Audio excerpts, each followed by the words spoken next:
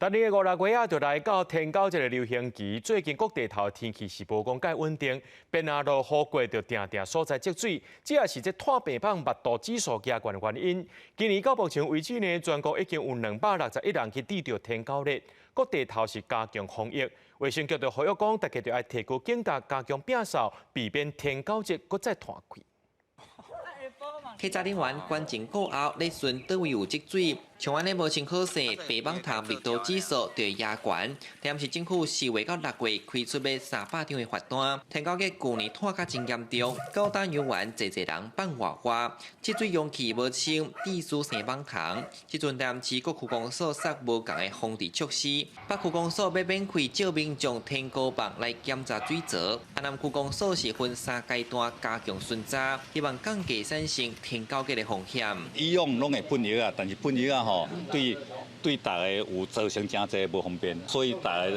帮防治的工作吼，拢会当互相趣味头尾提醒安尼。里长率领咱的职工啊吼，针对游览房指数较悬的所在周围范围来加强巡查。阮公所主管有那带领同仁会过来复查。根据统计，今年台南天狗节本土甲境外病例计共有28人，那全国嘛已经累计有261个人。卫生局讲，虽然台南各里内拢有放12个城网仔桶仔做检测，因也是呼吁民众黄霜富贵，天气无稳定，落雨了后爱加强摒扫。迄止水暖气就是大家民众拢比较容易袂积极的，落雨天了会袂积极，就较会生着雨水。像这款的情形下，若无去改变就较容易滋生